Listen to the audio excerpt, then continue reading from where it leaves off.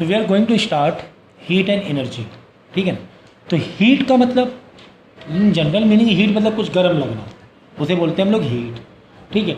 अक्सर जो एनर्जी मतलब हीट भी एक एनर्जी का फॉर्म है, हीट भी एनर्जी का फॉर्म है। तो काफ़ी सारी एनर्जी वो हीट में ट्रांसफ़र हो जाती है। अक्सर ज़्यादातर एनर्जी जल्दी से किस में ट्रांसफ़र हो जाती है? हीट में। जैसे कि मैं पेन को मैं यहाँ पर देखो एक काइनेटिक एनर्जी मतलब वेलोसिटी है ना, स्पीड है, तो पेन के अंदर कौन सी एनर्जी है? काइनेटिक एनर्जी है कि नहीं, क्योंकि ऐसे पेन मूव कर रहा है, मोशन कर रहा है ना, तो मतलब काइनेटिक एनर्जी। अब काइनेटिक एनर्जी देखो, अगर हम पेन को रगड़ रहे हैं, फ्रिक्शन कर रहे हैं, देखो यहाँ पे ऐसे हीट ऐसा आ जाएगा, है ना, ऐसे करो देखो हाथ में हीट ऐसे आ जाएगा, क्योंकि जो काइनेटिक एनर्जी थी हमारे पेन की किस में ट्रांसफ़र हो गई? हीट में। अक्सर ब्लास्ट हुआ, देखो हीट आ जाती, कुछ चीज़ गिरी नीचे, हीट आ जाएगी, है ना। ट्रेन पटरी से गुजर के गई, फिर पटरी टच करो, हीट। इंजन गाड़ी चला रहे हो पेट्रोल से या डीजल से, इंजन तो गर्म हो जाएगा, केमिकल फ़ौरन हीट में कन्वर्ट हो जाएगा। मतलब काइनेटिक में तो हो रहा है, ठीक है, हमने काइनेटिक के लिए मैकेनिकल के लिए हम लोगों ने पेट्रोल डाला था कि गाड़ी मेरी चले, लेकिन हीट तो हमें सर नहीं चाहिए था, मेरी गाड़ी गर्म हमें नहीं चाहिए था। तो हीट एक ऐसी चीज़ है, अक्सर इसमें एनर्जी क्या हो जाती है, जल्दी से कन्वर्ट हो जाती है, ठीक है ना। तो फ्रिक्शन से केमिकल एनर्जी जो होती हैं वो अक्सर हीट एनर्जी में कन्वर्ट हो जाती हैं, ठीक है। तो हीट को नापने का तरीका क्या होता है? टेम्परेचर। किस में नापते हैं हम लोग? मतलब टेम्परेचर में नापते हैं। जिस तरह की डिस्टेंस के लिए एक मीटर लेते हैं, वैसे इसमें एक टेम्परेचर बताते हैं, एक मेज़रमेंट करने का तरीका है कि वाटर कितनी हीट या कितना ये कर दें, बॉईल कर दें, किस टेम्परेचर में बॉईल कर दें, 100 डिग्री सेल्सियस या 100 टेम्परेचर कर दें उसका, सेल्सियस में या फिर केल्विन में, जो भी हो टेम्परेचर, सेल्सियस में भी ले सकते हो, और ऐसा यूनिट केल्विन होती है, ठीक है। लेकिन जो हीट जो कि एनर्जी का एक फॉर्म है, उसको कौन सी यूनिट में हम लोग फॉर्म ये करेंगे, बताएंगे कौन सी यूनिट में? जूल में। हीट की यूनिट क्या है? हाँ, नापेंगे तो हम लोग टेम्परेचर में, ठीक है, लेकिन जो यूनिट होती है एनर्जी की, जो यूनिट होती है, हमेशा सारी एनर्जी की यूनिट क्या होती है? जूल होती है। हमें जूल में करना पड़ता है। किसमें? जूल में, ठीक है ना। और जो टेम्परेचर है इसका नापने का एक तरीका है, ठीक है ना।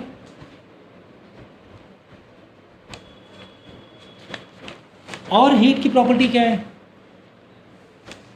हीट हमें ट्रांसफ़र होती है from hot body to cold body.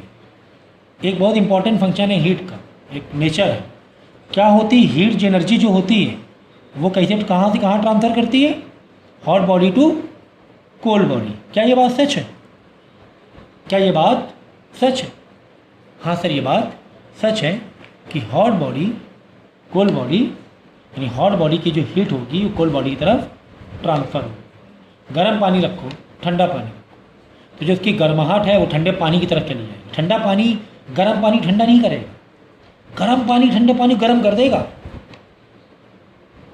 है ना भाई। ठंडा गर्म पानी पिलाओ तो पानी और ठंडा हो जाएगा, कि ठंडा वाला पानी भी गर्म हो जाएगा, तो ठंडा वाला पानी भी गर्म हो जाएगा, है ना।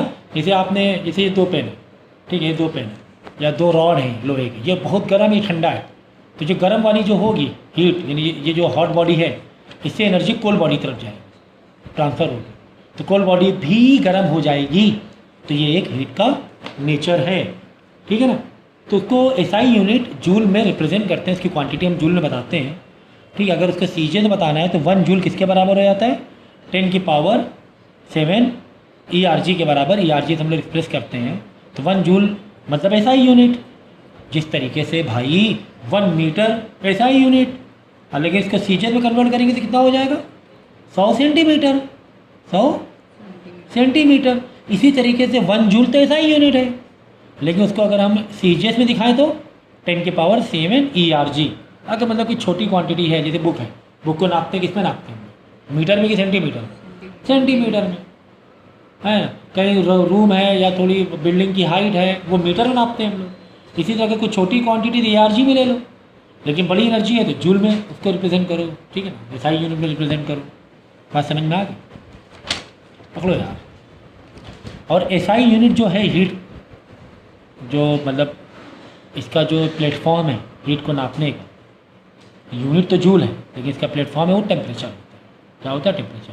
टेम्परेचर को हम सेल्सियस में बता सकते हो, केल्विन में भी बता सकते हो। तो अगर सेल्सियस को केल्विन में बदलना है तो 1 केल्विन किसके बराबर हो जाएगा? 273 प्लस सेल्सियस। ठीक है ना? जैसे कि 20 डिग्री सेल्सियस है, इसको केल्विन में कन्वर्ट करना है, इसको कितना बदलना है? केल्विन। तो केल्विन में बदलने के लिए इस 20 डिग्री सेल्सियस को 273 में क्या कर दो? प्लस कर, यानी 293 केल्विन हो जाएगा। और अगर केल्विन को डिग्री में बदलना है तो माइनस कर दो 273, तो सेल्सियस में आ जाएगा। किस में आ जाएगा आंसर? ठीक है। केल्विन में मतलब ज़्यादा हमें ज़्यादा करना है। हमें क्या करना है? केल्विन का मतलब कंपेरेटिवली सेल्सियस ज़्यादा होती क्वांटिटी। तो अगर केल्विन में बताना है, अगर मतलब भूलो मत तो बता रहा हूँ, जैसे 50 डिग्री सेल्सियस है, अब आप कन्फ्यूज़ हो गए, या 273 सर ने बताया था माइनस करना है कि प्लस करना है। केल्विन मतलब ज़्यादा A B C D F G H के बाद में ना के ज़्यादा है, मतलब के का आंसर ज़्यादा में चाहिए तो 273 हम लोग प्लस करेंगे, तो के में केल्विन में आंसर ज़्यादा में आ जाएगा। मतलब अगर भूल गए तो एक समझने का तरीका बता रहे हैं। सेल्सियस की क्वांटिटी केल्विन की क्वांटिटी में केल्विन हमेशा ज़्यादा रहता है, केल्विन हमेशा ज़्यादा, तो 273 डेफिनेटली प्लस करेंगे। सेल्सियस हमेशा कम रहता है, केल्विन में दे दिया 290 केल्विन, उसको डिग्री में कम करो, सेल्सियस डिग्री में कन्वर्ट करो। सेल्सियस मतलब कम, क्या करें? 270 प्लस करें माइनस करें, तो माइनस कर देंगे। ठीक है ना? सेल्सियस को कम दिखाना होता है। तो ये समझाने का मैंने तरीका बता दिया।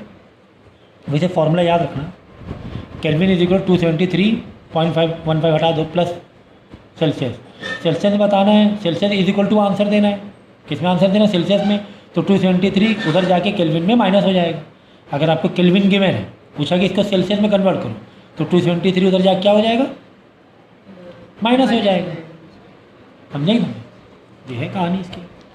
फिर हीट और टेम्परेचर में डिफरेंस बिटवीन आता है। हीट मतलब heat is the form of energy obtain due to random motion of molecules in a substance. Heat कैसे मिलती है? जो मॉलिक्यूल्स हैं, मॉलिक्यूल में वाइब्रेशन होता है। मॉलिक्यूल्स में जैसे गैस, अगर गैस गर्म है तो गैस के अंदर जो मॉलिक्यूल वो वाइब्रेशन कर रहे होंगे। जैसे पेन को तुम ऐसे वाइब्रेशन करो, देखो हीट तुम्हारे हाथ में आ जाएगी, हीट तुम्हारे हाथ में आ जाएगी। आई बात समझ? नहीं समझ में? आगे टेम्परेचर क्या? Temperature just a quantity which tell the thermal state of the body, कि बॉडी कितनी गर्म है कितनी ठंडी है, वो सिर्फ बताता है। एक नापने का तरीका है।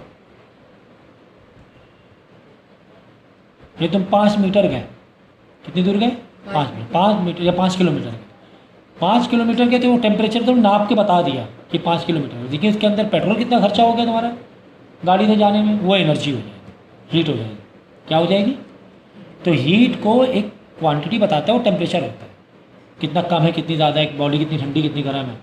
बॉडी 10 सेल्सियस है, बुखार तुम्हें चढ़ा है 98 डिग्री है बुखार, बोलते हैं 97 डिग्री बुखार है। The SI unit of heat is joule, और टेम्परेचर तो हम लोग केल्विन में, एसआई यूनिट केल्विन होता है। Amount of heat contain in a body depend on the mass, temperature, material of the body. Body कितनी गर्म हो सकती है, कितनी ठंडी जल्दी हो सकती है, उसका मास, उसका मटेरियल, उसका टाइप ऑफ बॉडी, टेम्परेचर उस पर डिपेंड करता है किस हिसाब से हीट एनर्जी ट्रांसफर हो रही है। Temperature, the temperature of body depend on the average kinetic energy of the molecule due to their random motion. ठीक है।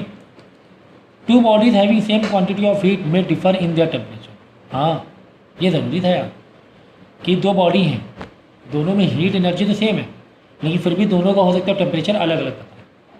दोनों का टेम्परेचर हीट क्वांटिटी सेम है, इसमें 20 जूल है, इसमें 20 जूल है। अब जैसे मेटल में भी 20 जूल है, प्लास्टिक में 20 जूल है, मेटल में लकड़ी में 20 जूल है।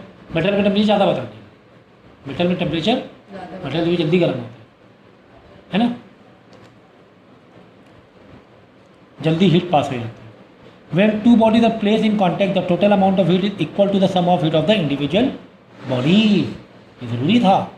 जैसे एक बॉडी 15 जूल की प्लस एक बॉडी में हीट है 25 जूल, तो टोटल कितनी दोनों बॉडी के जोड़ दिए तो टोटल कितनी एनर्जी हो गई इसमें? 40 जूल। टोटल एनर्जी कितनी हो गई? 40 जूल। लेकिन इसमें in temperature, when two bodies at a different temperature are placed in contact, the resultant temperature is a temperature in between two temperature. Resultant निकालना पड़ता है इसमें। रिजल्टेंट मतलब कोई बॉडी 25 डिग्री सेल्सियस की थी, तुमने कांटेक्ट में रखा, वो बॉडी एक दूसरी थी 75 या 70 डिग्री सेल्सियस। दोनों का एक फाइनल टेम्परेचर आ जाएगा, दोनों को जोड़ दोगे तो एक पानी 25 डिग्री सेल्सियस का, एक पानी 70 डिग्री सेल्सियस। दोनों को मिला दोगे, अगर सेम अमाउंट ऑफ वाटर है, दोनों को मिला दोगे तो ना वो 25 रहेगा ना वो 70 डिग्री सेल्सियस रहेगा, ना ही वो 25 रहेगा ना ही 70 रहेगा, ना ही 25 ना 70। एक नया रिजल्टेंट आ जाएगा। 70 वाला कुछ लो कम होगा, 25 वाला कुछ बढ़ेगा। हो सकता हो कि 50 में पहुंच जाए, किसे पहुंच जाए, इसने ये 75 कर लो, ठीक है ना। इसने क्या किया, 25 घटा दिया, इसने 25 बढ़ा लिया, ओवरऑल वाटर 50 डिग्री का हो गया, ना बहुत ज़्यादा गर्म रहा ना बहुत ज़्यादा ठंडा रहा। तो रिजल्टेंट बताता है और इसमें टोटल बताएं, एक में 20 जूल थी, एक में 25 थी, एक 15 जूल, 40 जूल होगी। लेकिन इसमें रिजल्टेंट कैसे आएगा, इसका फॉर्मूला एक्चुअली वो आपको भी इतना है नहीं, 10th में है, mc डेल्टा टी, ये फॉर्मूला है।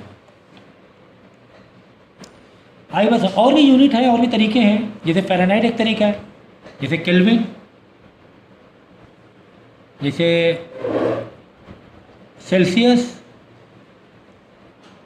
वैसे एक है फ़ारेनहाइट। क्या है,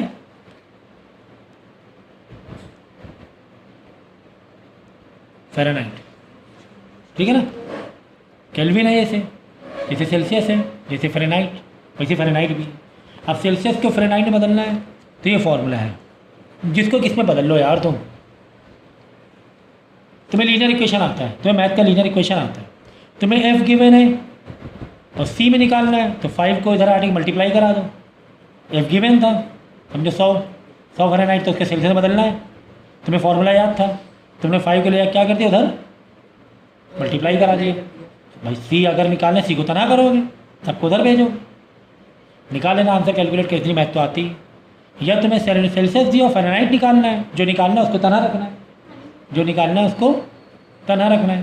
तो 9 को इधर आके मल्टीप्लाई कराओगे पहले, फिर -32 इधर आके प्लस करा दोगे, सेल्सियस के पास आके, सेल्सियस गिवन था तो फ़ारेनहाइट आ जाएगा। आगे बात समझो, इतनी तो मैथ हमें आती है, फॉर्मूला में आते हैं।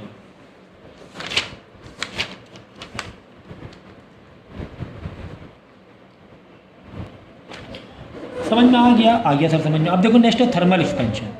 थर्मल एक्सपेंशन क्या होता है, जब किसी बॉडी में हीट देते हैं, खासकर मेटल जैसे कोई बॉडी है या सॉलिड लिक्विड है, वो एक्सपैंड करता है, मेटल खासकर एक्सपैंड करता है। हीट देने पे क्या करेगा, जैसे कोई रॉड है, ये पतला वायर है, इसको देखो तुम हीट दो तो ये लीनियरली लंबा हो जाएगा वायर, जैसे खींचने लगेगा अपने आप क्या होने, खींचने लगेगा। या कोई क्यूब है, क्यूब क्या करेगा, चारों तरफ से फैलने लगेगा। क्यूब क्या करेगा, क्यूब कोई है क्यूब, या कोई स्फीयर है, बॉल है लोहे की, उसको तुम क्या करो, लोहे की बॉल गर्म करो, वो थोड़ा सा फैलेगी, उसको बोलते हैं थर्मल एक्सपेंशन। इसीलिए अक्सर जो पटरी होती है ना, पटरी ट्रैक की जो ये ट्रैक बिछी होती है ना, ऐसे ट्रैक एक छड़ बिछ गई, दूसरी जब स्टिक मतलब दूसरी जो लेंथ है बिछाओगे तो हल्का सा देखो गैप देते हैं हम लोग। क्या देते हैं, हल्का सा गैप देते हैं। क्यों मालूम है, बाई चांस तेज़ गर्मी आ गई, टेम्परेचर तेज़ हो गया, तो इसको फैलने के लिए थोड़ी जगह होनी चाहिए। अगर तुम जगह ही नहीं दोगे तो पटरी फैलेगी ज़रूर, तो टेढ़ी मेढ़ी हो जाएगी। क्या हो जाएंगी, इसीलिए ट्रैक जब देखोगे पर्टिकुलर कुछ लेंथ के बाद हल्का सा गैप रहता है, फिर बिछा दिया ट्रैक, फिर हल्का सा गैप दे दिया, जिससे कि गर्मी में फैलने की जगह मिल जाए। इसीलिए जो केबल होते हैं ना, वायर बड़े बड़े जो केबल होते हैं हाई वोल्टेज के, वो देखो हल्का सा दो खंभों के बीच में हल्का सा देखो नीचे गिरा के बिछाते हैं, झूलाते हुए, थोड़ा सा नीचे झुला के बिछाएंगे, हल्का सा झूलापन देंगे, ढील देंगे हल्की। क्यों, बाई चांस सर्दी आ गई, सर्दी में क्या होगा, टेम्परेचर कम होगा तो कॉन्ट्रैक्ट करेगा, सिकुड़ेगा, मेटल क्या करेगा, गर्मी में तो फैलेगा, लेकिन सर्दियों में अब बिल्कुल टाइट तुमने बिछा दिया, वायर दो खंभे को बिल्कुल टाइट कर दिया, सर्दी आ गई, वो और सिकुड़ेगा तो वायर बीच में टूटने का डर रहेगा, वायर के बीच में टूटने का डर रहेगा। तो इसीलिए पहले तो हल्का सा ढीला बना दे देंगे, भाई जब सर्दी आए, एक्सट्रीम कोल्ड आए तो सिकुड़े तो फिर वो टाइट हो जाए, थोड़ा सा जगह रहे, गैप रहे, थोड़ी सी कंसेशन दे देते हैं, समझिए। तो टेम्परेचर कम होता है तो वो कॉन्ट्रैक्ट करेगा मेटल, और टेम्परेचर बढ़ेगा तो एक्सपैंड करेगा। बहुत जगह इसके एप्लीकेशन आते हैं, एप्लीकेशन बहुत आते हैं, यही सब रीज़न आएंगे। ट्रैक में गैप क्यों देते हैं, या वायरिंग जो केबल वायरिंग होती है बड़े बड़े टावर में, वो हल्का सा लूज क्यों रखते हैं? जिससे कि इन विंटर सीजन मेटल क्या होगा, कॉन्ट्रैक्ट होगा तो वायर टूटने का डर नहीं होगा। इसके बाद लास्ट टॉपिक है तुम्हारे anomalous behaviour of water, very important. Anomalous behaviour of water, हमने क्या कहा? हमने कहा टेम्परेचर बढ़ेगा तो एक्सपेंशन होगा, टेम्परेचर घटेगा तो कॉन्ट्रैक्शन होगा। लेकिन वाटर में, वाटर अगर 20 डिग्री सेल्सियस है, 20 से 10 में आया, कम हुआ मतलब क्या होगा सर? कॉन्ट्रैक्शन करेगा सर, कॉन्ट्रैक्शन करेगा, अच्छी बात है। टेम्परेचर कम होगा तो कॉन्ट्रैक्ट करेगा, वॉल्यूम कम होगा, वाटर का वॉल्यूम 10 से 4 में गए, 10 से 4 डिग्री सेल्सियस में गए, सर वापस कम कर दिया आपने, सर वापस आपने कम कर दिया, सर कॉन्ट्रैक्ट होगा, वॉल्यूम कम होगा सर वॉल्यूम कम हो, अच्छी बात है, अच्छी बात है। 4 से 0 में गए और कम किया हमने, 4 से, आप क्या बोलोगे सर टेम्परेचर कम किया है, सर 4 से 0 टेम्परेचर कम किया, सर कॉन्ट्रैक्ट होगा, नहीं। यही एनामलस बिहेवियर है वाटर का, यही तो कुदरत है। यहाँ पर एक्सपैंड कर जाएगा, यहाँ पे क्या कर जाएगा? वाटर एक्सपैंड कर जाएगा। ये एनामलस बिहेवियर है, ये बाय नेचर मिला, बाय गॉड मिला है। और इसी वजह से जो भी नीचे मछलियाँ हैं, एक्वस लाइफ है, वो जिंदा हैं, यही एक रीज़न की वजह से। वरना जहाँ बर्फीली एरिया है पूरी समुद्री बर्फ़ ना बन जाए, पूरा समुद्र कभी बर्फ़ नहीं बनता, बर्फ़ खाली ऊपर रहती है, नीचे पानी रहता है। नीचे क्या रहता है? पानी रहता है, ठीक है ना। तो ये अक्सर देखो, पानी की बोतल तुम क्या करो, फ्रीज में रखो, डीप फ्रीज़र में, अगर पूरी भर दो, अगर पूरी भर दो, बिल्कुल कैप के ऊपर तक पानी भर दो, तुमने फ्रीजर में रख दिया, पानी 20 में था, 10 होगा, चलो पानी कम हुआ, 4 हुआ, पानी और कम हुआ, वॉल्यूम कम हुआ अंदर। लेकिन 4 से 0 में गया, 0 से और माइनस में गया, पानी फैलना शुरू हो जाएगा, मेरी बोतल फट जाएगी। अक्सर देखो जब बोतल कैप खोलो, खुलता नहीं जल्दी, क्यों नहीं खुलता? पानी ऊपर तक के फैल जाता है, बिल्कुल टाइट हो जाता है वो चूड़ी उसकी, जैसे खोलोगे हल्के से बर्फ देखो बाहर फैल के आ जाएगी। इसीलिए अक्सर कोल्ड ड्रिंक या आइसक्रीम में कंटेनर थोड़ा सा कम भरा जाता है, या कोल्ड ड्रिंक में थोड़ी सी कम भरी जाती है। पानी की बोतल भी ले होगा, कभी स्लेरी फुल नहीं भरी होती, थोड़ी सी कम, बाई चांस अगर ये बर्फ़ जम जाए, ज़्यादा लोग ठंडा कर लेकिन बोतल फैल ना जाए, फट ना जाए, ठीक है ना। बहुत जगह ऐसा है। अक्सर स्ट्रीम जो विंटर कंट्रीज होती हैं, वहाँ के पाइपलाइन में पाइप फट जाते हैं, पानी लोहे के पाइप को फाड़ देते हैं, क्योंकि पानी भरा हुआ है पाइप में, ठंडी आ गई, पानी बर्फ़ जम गया, बर्फ़ फैलने लगा, पाइप तक फट जाते हैं। स्ट्रीम जो विंटर कंट्रीज़ होती हैं, कोल्ड कंट्रीज़ होती हैं, वहाँ पर ये सब दिक्कतों का सामना करना पड़ता है, पानी फैलने लगता है, ठीक है ना। तो सवाल तो सर एक्वस लाइफ क्यों जिंदा रह जाती है? Anomalous behaviour of water.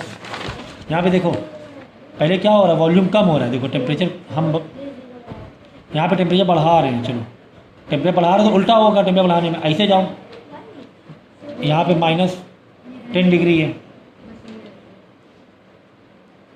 तो यहाँ पर भी एक्सपैंड ही होना है, ठीक है ना। अब उल्टा जाए, उल्टा जाए तो -10 से 0 में उल्टा जाएंगे तो स्पेन का कॉन्ट्रैक्ट हुआ, तो 0 से -0 में कॉन्ट्रैक्ट। वही तो एनामलस बिहेवियर बता रहे हैं आपको। सर इसमें लिखा है कि 4 से 0 तक, ठीक है 0 तक में हुआ, ठीक है ना। तो यहाँ के बाद फिर तुम्हारा और वापस फैलेगा नहीं, उल्टा नहीं होगा, उल्टा नहीं होगा, वो और एक्सपेंड ही करेगा, वही बिहेवियर रहेगा, बढ़ता जाएगा। क्या होता जाएगा? बढ़ता जाएगा, वही तो हो रहा, देखो यहाँ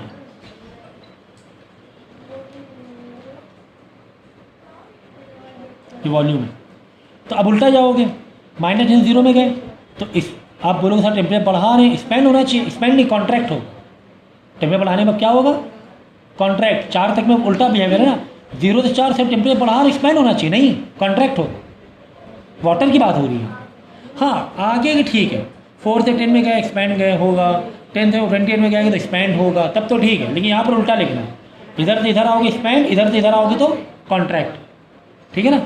टेम्परेचर बढ़ाओगे तो कॉन्ट्रैक्ट, टेम्परेचर घटाओ, ये वाली लाइन है, टेम्परेचर बढ़ाओगे तो, टेम्परेचर घटाओगे तो एक्सपैंड, और टेम्परेचर बढ़ाओगे तो कॉन्ट्रैक्ट। देखो यहाँ पे 0 से 2 में गए, टेम्परेचर बढ़ा रहे हैं तो कॉन्ट्रैक्ट हो रहा है वाटर, देखो है ना, नीचे आ रहा है ना, वॉल्यूम है ना, ये वॉल्यूम है, ये वॉल्यूम है, देखो कम हो रहा है वॉल्यूम, कॉन्ट्रैक्ट हो रहा है, और बढ़ाया और कॉन्ट्रैक्ट हुआ, लेकिन उसके बाद ठीक हो गया, टेम्परेचर बढ़ाते हैं और एक्सपैंड करता है यार, उसके बाद कोई दिक्कत नहीं, उसके बाद कोई भी दिक्कत नहीं है, ठीक है ना।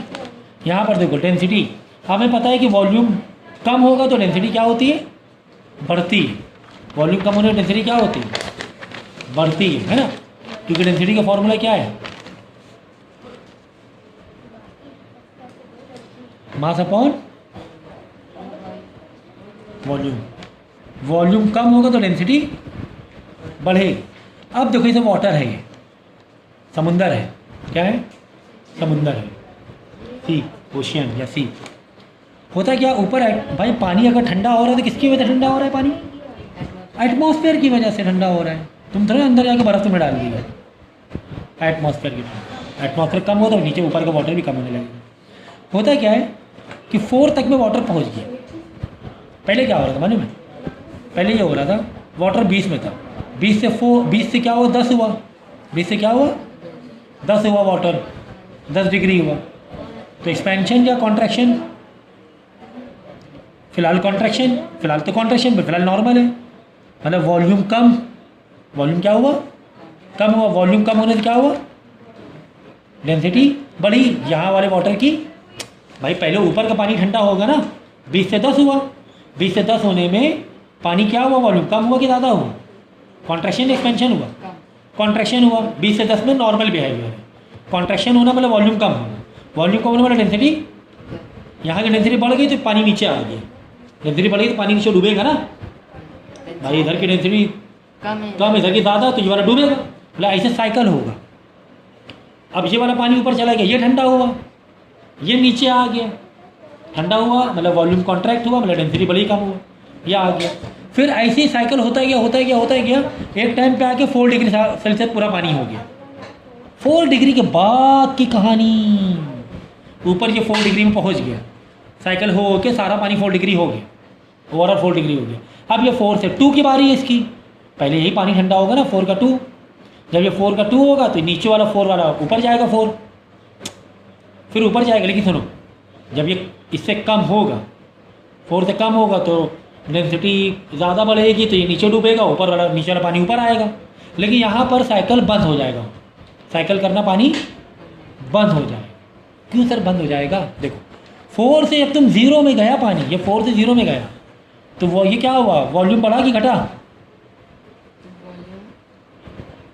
बढ़ा, क्योंकि 4 से 0 में एक्सपेंशन की कहानी होने लगी, एबनॉर्मल बिहेवियर होने लगा वाटर में।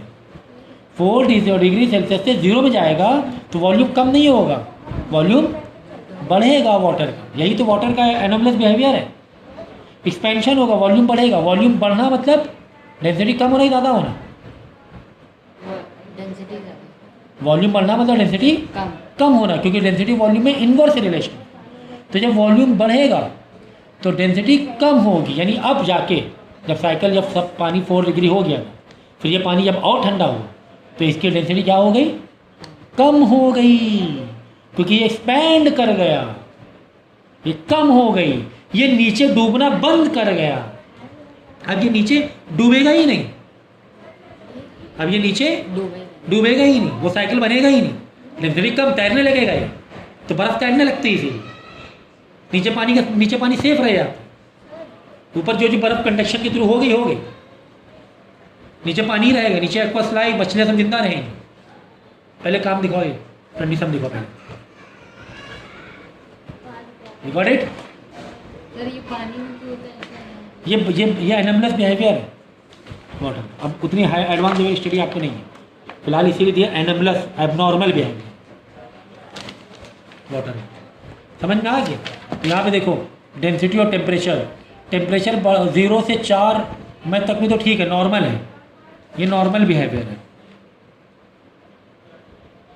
सॉरी ये एबनॉर्मल बिहेवियर 0 से 4 में, 0 से 4 या 4 से 0 में एबनॉर्मल बिहेवियर। टेम्परेचर बढ़ा रहे हैं तो वॉल्यूम क्या हो रहा है, वॉल्यूम बढ़ नहीं रहा, वॉल्यूम क्या हो रहा है, कम हो रहा है। बढ़ना चाहिए, लेकिन वॉल्यूम कम हो रहा है। वॉल्यूम कम होना मतलब डेंसिटी बढ़ना। ये देखो डेंसिटी वाला कॉलम, वाई वाला है डेंसिटी, डेंसिटी बढ़ रही है क्योंकि फॉर्मूला क्या है डेंसिटी का, mass upon volume, inverse relation. Volume बढ़ेगा डेंसिटी कम हो, वॉल्यूम कम होगा डेंसिटी बढ़ेगी। अब 0 से 4 जाने में, 0 से 4 जाने में टेम्परेचर बढ़ाने में वाटर का वॉल्यूम कम हो रहा है कि ज़्यादा हो रहा है? टेम्परेचर बढ़ाने में एक्सपेंशन नहीं हो रहा है, कॉन्ट्रैक्शन हो रहा है 0 से 4 के बीच में। उल्टा हो रहा है 0 से 4 के बीच में। 0 से 4 के बीच में क्या हो रहा है? उल्टा हो रहा है, मतलब वॉल्यूम कम हो रहा है, कॉन्ट्रैक्ट हो रहा है। टेम्परेचर बढ़ाने में कॉन्ट्रैक्ट हुआ जा रहा है, लेकिन 0 से 4 में बस। इसलिए डेंसिटी क्या होगी? बढ़ेगी, डेंसिटी बढ़ी। बाद में नॉर्मल टेम्परेचर बढ़ रहा है, डेंसिटी ठीक है।